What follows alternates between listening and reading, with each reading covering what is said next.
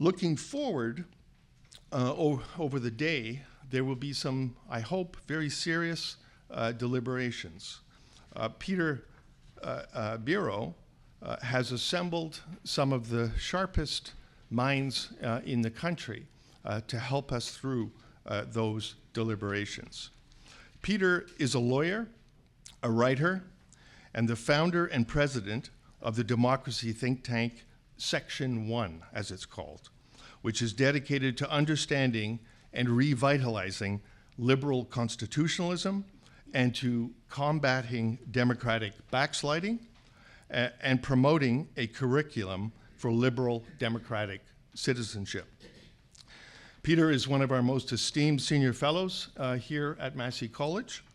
He's also a senior fellow at the Raoul Wallenberg Center for Human Rights. He is a center associate of the University of British Columbia Center for Constitutional Law and Legal Studies. He is chair emeritus and past chair of the Jane Goodall Institute, and he continues to support and advise Jane in her conversation and in her humanitarian missions. Peter is adjunct professor in the Faculty of Law here at the University of Toronto, where he teaches constitutional law in the General Principles of Law, I believe it's called, General Principles of Law program. He is the editor of Constitutional Democracy Under Stress, A Time for Heroic Citizenship, and he's also editor of the Notwithstanding Clause and the Canadian Charter, Rights, Reforms, and Controversies. Both are books. The title of Peter's remarks today is From Liberal Democracy to Electoral Autocracy on Decommissioning the Machinery of Accountability. Again, it's very much my pleasure to welcome you here and to engage in learning, in leadership, in civility, for the public good around issues of contemporary concern. Welcome once again to this conference on liberal democracy in the rearview mirror. And Peter, welcome to you. Thank you.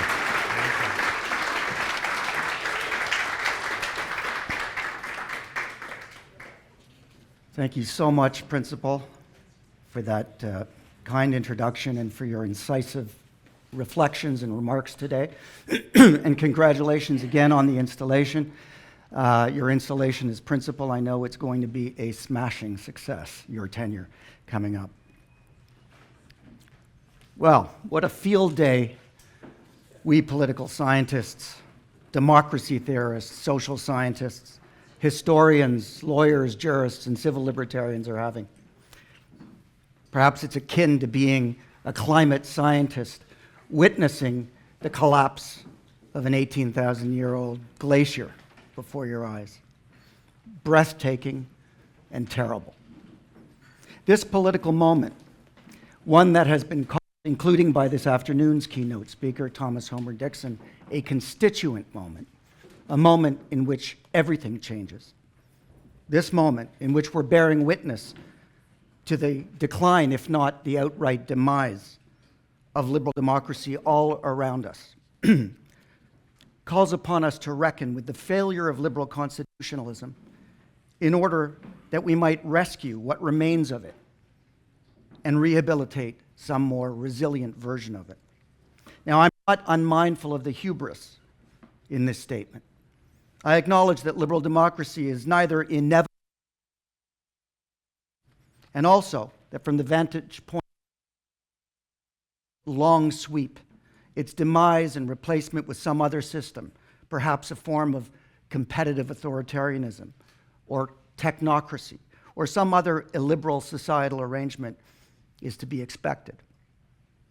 But there's one proposition that I believe does hold up pretty well to scrutiny, and that is that if there is to be a reckoning with democratic backsliding, it must begin with the acknowledgement that there can be no liberal democracy without a societal commitment to liberal democracy. Everything else is extrapolation and exegesis. In this constituent moment, I want to suggest that the popular commitment to liberal democracy is very much in doubt.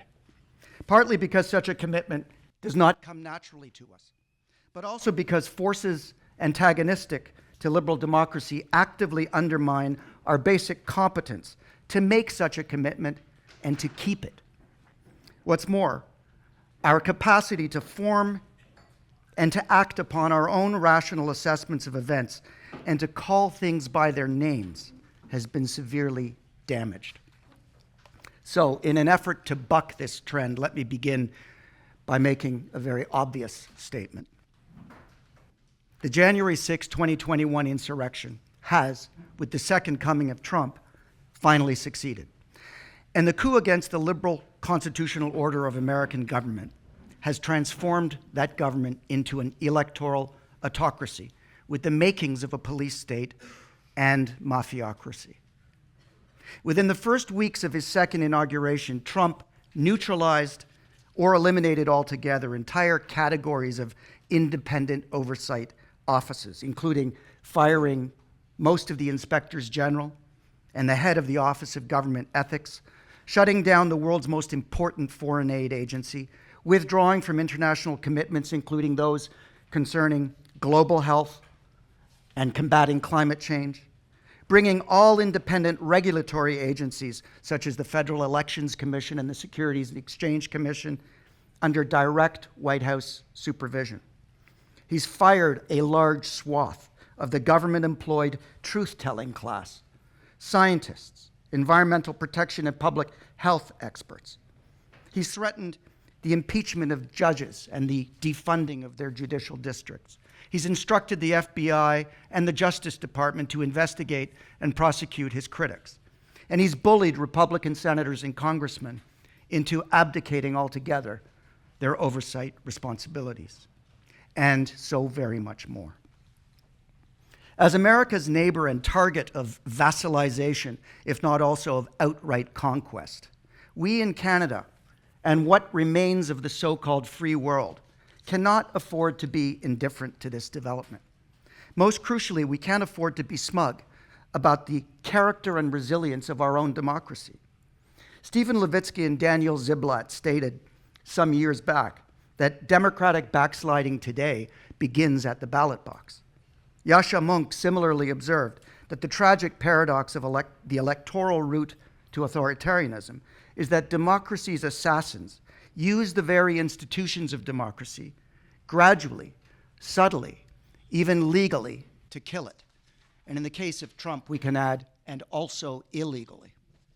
Not so long ago, many of us believed that Trump did not so much possess a clear agenda ordered within the framework of a coherent ideology as he does a modus operandi, one expressive of his malignant narcissism, terminal insecurity and resentments, reflexive, vengeful, and transactional nature, and of course his unquenchable thirst for absolute power. But it must now be conceded that in Trump's case, modus operandi is agenda, one inspired by Putin's predatory imperial vision and ordered by Orban's methodology. Although it must be said that Orban has demonstrated a great deal more discipline and patience than does Trump. And so the breakneck pace of Trump's wrecking ball may well be his ultimate downfall and democracy's saving grace. But I highly doubt it. In a recent article in Prospect magazine, Michael Ignatieff writes that democracy is not dead yet in America, simply because it's too large, too raucous, too evenly divided to ever be securely in any regime's hands. Trump's own electoral support is vulnerable because so many Americans understand that his power rests on a crime, disputing the results of a free and fair election, inciting a mob to attack Congress, and then, once back in power, pardoning the perpetrators. As Trump transformed America into an illiberal democracy, says Ignatieff, as the guardrails are torn down, Americans may understand at last what danger they face, and then a democratic reckoning with this terrible regime will begin. There must be elections in 2026 and 2028, and the people by then will insist on having their say. Michael Ignatieff. What I want to say here is that Ignatieff's faith in the democratic spirit of the people and his projection of an inevitable rehabilitation of liberal constitutionalism in America are mildly reassuring. But in my respectful submission, his prognosis is not merely naive, it is dangerously mistaken. Americans elected a president. They did not vote for their own disenfranchisement and, more fundamentally, for the downgrading of their own moral status as free and equal persons. And yet, that's what they're getting. And what is the essence of that equal moral personality? Nothing short of the inherent dignity of each and every person, which, according to constitutional scholar Jacob Weinrib, is the legitimating basis of all public authority, thereby acting or operating as a justiciable constraint, meaning one that is susceptible of being adjudicated by a court, a justiciable constraint on the exercise of that public authority, that is, of state power. But history teaches us that both citizens and rulers are quite capable of behaving as though the dignity of each and all is politically contingent. History is replete with the evidence of that contingency and of official indifference to the immutable moral principles of equality and freedom, meaning, in my understanding, of self-ownership. After all, the injunction against slavery, predicated on the theory that each of us comes into the world as the exclusive owner of our own person, a property not susceptible of being divested, did not prevent entire empires from being constructed on the backs of slaves. In the context of alleged rights infringements by the state, the individual can demand accountability for harm suffered by seeking institutional recognition of that harm through the courts. But what constitutes sufficient accountability to society as a whole in a liberal democracy? When it comes to political accountability to a people, to a nation, justiciability is neither a practical nor even a fitting criterion of constraint on the exercise of public authority. In a modern liberal constitutional order, the inherent dignity of each person, and by extension of an entire citizenry, ordinarily finds institutional expression and recognition in the architecture of elaborate systems of accountability. It begins with the Constitution, whether codified or honored in practice as a matter of convention, and extends to the entire apparatus of government. It is comprised, as you know, of an authoritative, independent judiciary and an independent prosecutorial branch of government, for respect for the rule of law, legislative oversight of executive power, and such other structure that ensures the relative decentralization of power so as to prevent it from residing in a single supreme office. It provides for free, fair, periodic, and meaningful elections, that is, elections in which there's actually a real chance of power changing hands. And it includes the promise, of course, of a peaceful transfer of power from one elected government to the next.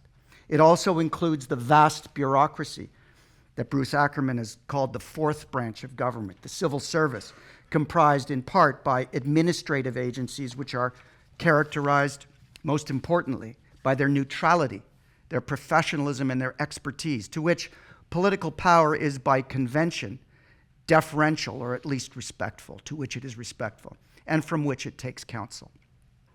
And then there are those elements of a liberal constitutional order that are not governmental in any sense, but whose functions bear directly on the recognition and protection of human dignity. And that's what we sometimes refer to as the civil society sector, at the center of which is the fourth estate, the free press, and also the university. And there are the formal institutions of research and higher learning that are concerned principally, the university, with the growth of knowledge and that facilitate the operation of a robust marketplace of ideas. And as we now know, every item on this admittedly incomplete list, each a pillar of a liberal constitutional state, is on Trump's chopping block. To see where that could lead in the not too distant future, Erdogan and Orban are offering workshops in real time. The factors and conditions that contribute to liberal democracy's decline are many. They're complex, and they operate as if in some perfect storm to produce the backsliding that is very much in evidence in the United States and throughout much of the world, not just in the West, but also in the global South. Here are some of the main factors on my list, factors which are organized a little differently by this afternoon's keynote speaker, but which do correspond to those that fall into the four causal mechanisms that he has identified as being responsible for bringing about ideological polarization, social division, populism, and democratic decline. My partial list includes exponentially increasing economic inequality, both as to income and wealth disparities.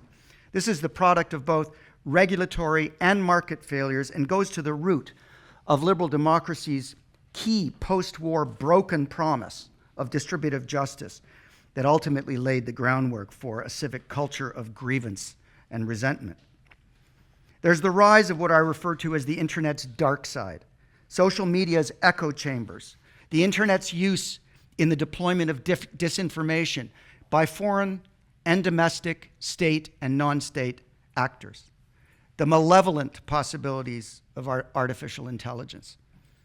Taken together, these sabotage the marketplace of ideas, shattering the shared epistemic foundation, that societal deference to the authority of facts, knowledge, and truth required for consensus generation, cooperation, and problem solving in a free and democratic society, and all of which makes the culture ripe for polarization and its resulting toxicity manifested in our discourse. Then there's a factor that doesn't get enough attention. That's the failure of political parties to discharge their filtration function of weeding out aspiring autocrats and those otherwise unfit for high office. Think of the Republican primaries in 2015. And of course, there's the rise of populism alongside multi-ethnic, multicultural demographic shifts to which populism is naturally hostile as it is to pluralism in general. And there are many other factors, as you know, and we'll be hearing a great deal about that today. But I want to consider backsliding from a different perspective, and that is to view it through the lens of the basic social psychology influencing the sensibilities and inclinations of individual citizens and of the general population. A social psychology that trivializes and therefore renders dispensable adherence to the norms and conventions of accountability in a liberal constitutional democracy. Three elements in this story are of particular interest to me here: fear and its weaponization, habituation, the consequence of not noticing, and what I'm calling the stupidification, not the stupefaction, the stupidification of our minds and of our discourse.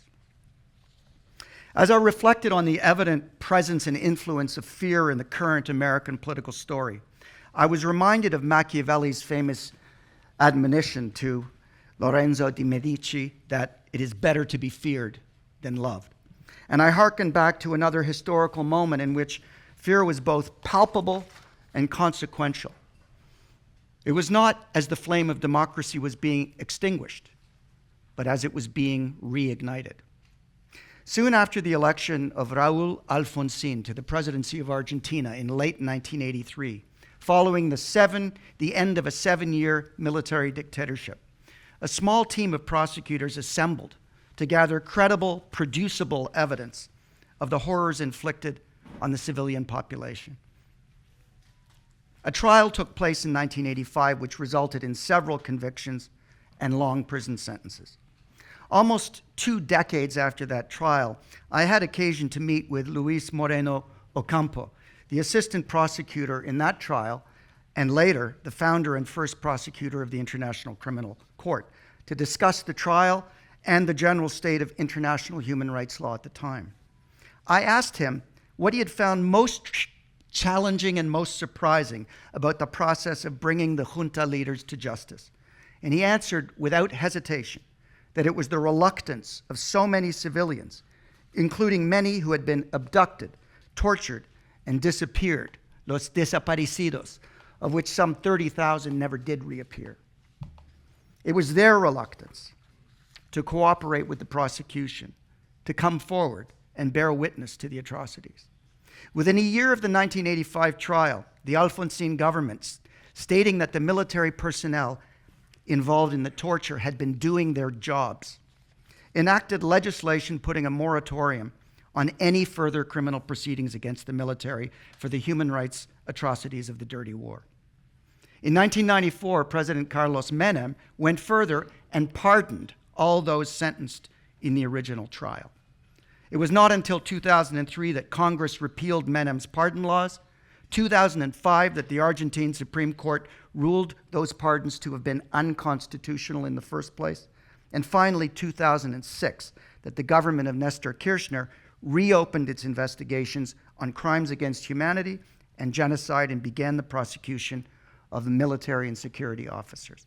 That's how long it took the country, from the election of Alfonsín in 1983 until 2006, to feel sufficiently bold and committed to undertaking in earnest the national reckoning that human dignity was owed. That's how long it took Argentinian civil society to overcome the fears of reprisal from the former military dictators and their friends, fears of violence from a junta sympathizer, of excommunication from their church, and of ostracism from friends and even from family. In the United States today, and in every society living under autocratic or impending autocratic rule, fear operates as perhaps the most efficient democracy-proofing agent. Undocumented migrants, visa students, foreign workers afraid of deportation, government scientists and other experts afraid to tell the truth or to give honest professional advice, independent private lawyers and law firms, including big law, afraid of being disqualified from government contracts, journalists afraid of violence at the hands of the president's supporters, universities afraid of being defunded, judges afraid of being impeached or worse, even billionaires and oligarchs afraid that their corporate interests will be regulated or that they will be stripped of or excluded from government business. Citizens afraid of being punished for what effectively amounts to the crime of apostasy. The surrendering of our principle, of our moral courage to fear, is perhaps one of history's most striking lessons. Despite our self-comforting fantasies to the contrary, history shows that the great majority of us would not have stood up to autocratic power. We would not have been heroes. We would not have been rescuers like Raoul Wallenberg, pulling Hungarian Jews off the trains by putting Schutzpasses into their hands, thus saving them from deportation to the gas chambers. Most of us, average, decent, law-abiding citizens, would have chosen to go along to get along, out of fear. But fear doesn't operate alone or in a vacuum. It's weaponized in conjunction with other forces, other factors, and other realities. The habit of compliance, of docility, of resignation, of inaction, and of disengagement accommodates and compounds the effects of a background condition of fear. But there is more to it than that. And that brings me to the second psychosocial factor I want to consider, and that is habituation.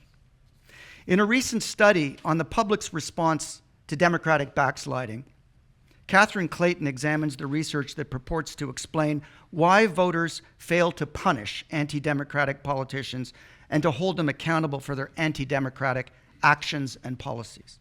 One of her main findings is that citizens may simply not recognize anti-democratic actions as they unfold.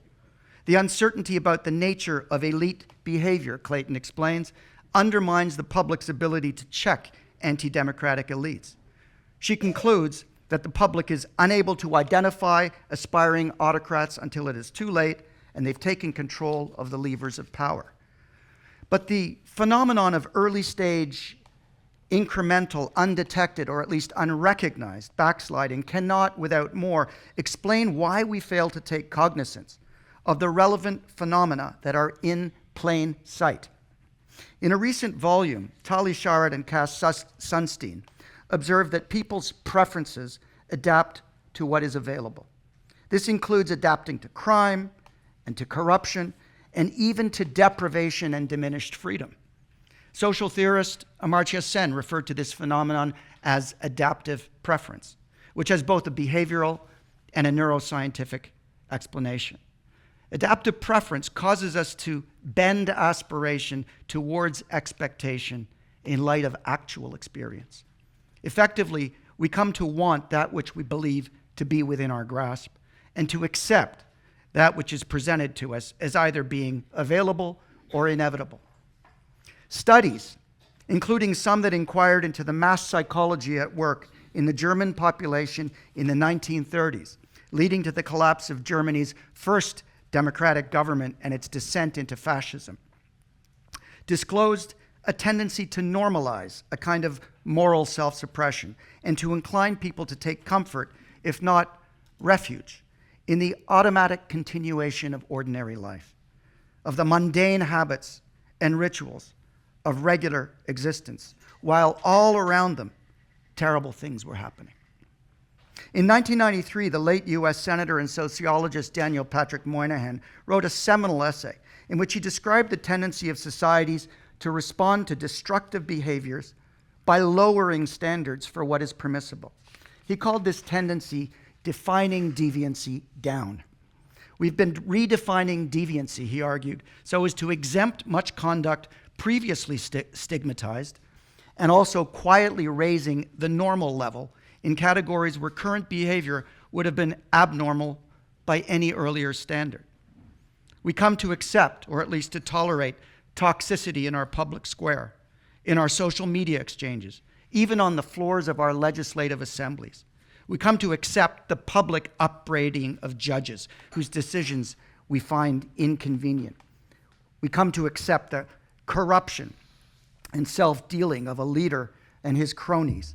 We come to accept our own humiliation, along with the demonization of those with whom we are instructed to disagree. Now, there's one other psychosocial factor in the story of democratic decline that I want to touch on, and as I said, I call this the stupidification of the mind and the popular sensibility, and the resulting dumbification of our political discourse. Stupidity and autocracy are not mutually exclusive. M. Gesson wrote several years ago that these go hand in hand. It's one of the defining characteristics of autocratic regimes that they're antagonistic to speech, and by extension, to thought that is critical of their hegemonic premises and justifications. Such regimes cannot suffer the scrutiny of reason, logic, science, empirically valid evidence, or the presence of the inquiring mind, especially that of the skeptical mind. The Orwellian device of doublespeak, the language in which the regime speaks in order not merely to assert, but to render unassailable its authority, makes refutation impossible by making all propositions unintelligible. Doublespeak is not merely the language of obfuscation. It's the instrument of stupidification, and that's the point. Elections were rigged and stolen. Pandemics were plotted. Tariffs are paid by the foreign manufacturers and exporters, not by the importers and the consumers. Illegal immigrants are eating our pets. The news is fake. Insurrectionists are patriots. Honest judges are corrupt. Anthropogenic global warming is a hoax. Ukraine is responsible for starting the war with Russia. Zelensky is a dictator. The 2016 presidential inauguration had the highest turnout in history, and everyone is entitled to their own alternative facts. Thank you, Kellyanne Conway. These are all very stupid ideas. But instead of discussing genuine and serious problems, we're having all-consuming and deadly serious discussions about these stupid, untrue claims and unreal things. And it's making us dumber and less competent by the day to steward our democracy. And most perniciously, this war on truth, this elevation to respectable status of the right of each person to their own facts, is not intended to advance the growth of knowledge. These are not epistemic claims, but they're very opposite. The mission is to discredit the very idea of truth altogether, so as to denude it of all authority and importance, to strip it of both its epistemic force and its moral status. As Gesson wrote more recently, bad ideas do a lot of the work of building autocracy. By forcing us to engage with them, they make our conversations, our media, and our society dumber, and they plunge us into an anxious state in which thinking is difficult. That kind of anxiety is one of the keys to totalitarian control. This was, of course, one of Hannah Arendt's key insights in her groundbreaking work on the logic, psychology, and politics of totalitarianism. Our discourse, having been seeded with terrible, stupid ideas and theories, becomes the instrument with which those very ideas and theories are then justified. This makes gaslighting, rather than argument, the most efficient and successful form of political speech, for it is able to bypass entirely the validation filter of the marketplace of ideas. Conspiracy bootstrapping is one especially baleful variant of stupidification.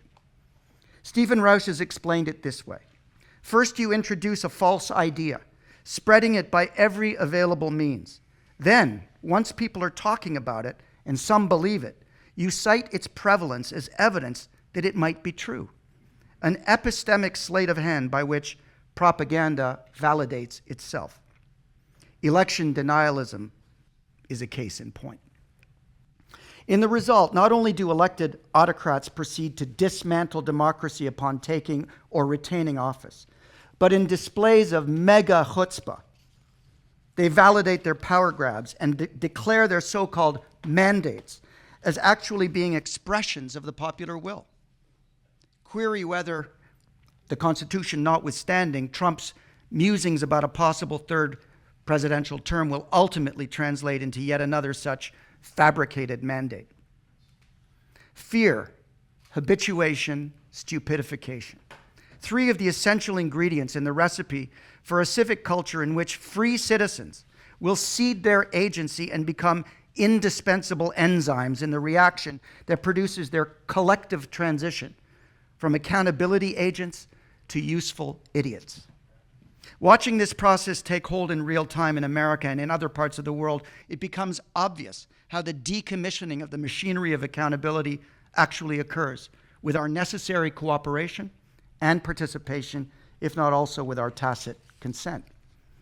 It turns out that that machinery of accountability is, in the first instance, not the institutions we design and construct, nor the laws we enact, nor even the practices to which we adhere and which we respect as norms and conventions. These are all essential, of course. But the true machinery of accountability in a liberal democracy is us. It is each of us as individuals and all of us as a society. Prime Minister Pierre Trudeau underscored this when he ushered in Canada's new constitution on April 17, 1982, with the following sage admonition. Let us celebrate the renewal and patriation of our Constitution, but let us put our faith first and foremost in the people of Canada who will give it life. The people will give it life. America's democratic reckoning, the one Ignatieff expects or at least hopes for, will not occur until Americans and the rest of us first reckon with our own basic nature and its enlistment and weaponization against our own agency. The America of Trump is not, or certainly not yet, the Argentina of Videla and Galtieri. But even a reversion in the next one or two election cycles to democratic control of Congress or the White House will not alone deliver the measure of accountability. I've called it sufficient accountability, commensurate with the standards and requirements of a liberal democracy. And so I say that it is time for the recommissioning of our machinery of accountability to begin. It's time to learn how to help each other find our moral courage and our strength and resolve to resist and overcome the fear that is meant to paralyze us and to hobble our institutions, causing us and them to retreat and to capitulate. It's time to learn how to dishabituate, how to pay careful attention, how to notice what is there. And it's time for serious people and serious institutions, especially our free press and our universities, to call out lies, conspiracies, and just plain stupid political speech for what it is, and to deny stupid notions and propaganda any space in our discourse, in our media, and in our heads. We must learn to become more discerning, to distinguish between the right to stupid speech, which, as civil libertarians, we will always defend, and the duty to take stupid speech seriously, which, as truth seekers, we ought to repudiate. These things will not come easily. They require skill and practice. As our government prepares to rearm the Canadian military and to defend against the impending challenges to Canada's sovereignty, especially in the North, it's also time to arm the civic immune system, to defend our liberal democracy against the forces of backsliding and decline. This is the work that we're most interested in at Section 1, and it ought, in my submission, to be the paramount concern and mission of public education. In his book, Defying Hitler, Sebastian Haffner asks, what is history, and where does it take place? Historians tend to give the impression that no more than a few dozen people are involved who happen to be at the helm of the ship of state, and whose deeds and decisions form what is called history. We anonymous others, he says, are not just pawns in the chess game. On the contrary, the most powerful dictators, ministers, and generals are powerless against the simultaneous mass decisions taken individually and almost unconsciously by the population at large. This is quite an astonishing and extraordinary observation. These decisions must be taken individually in order for them to be taken almost unconsciously by the population at large. First, we must notice what is taking place, and we must consciously and actively choose to not accept the unacceptable. Abraham Joshua Heschel, whose reflections always leave me both humbled and just a little bit wiser, wrote that we must learn how to be surprised, not to adjust ourselves. If we as a society value our freedom and our democracy, we need to heed this counsel. It is our dignity, after all, that hangs in the balance. Thank you very much.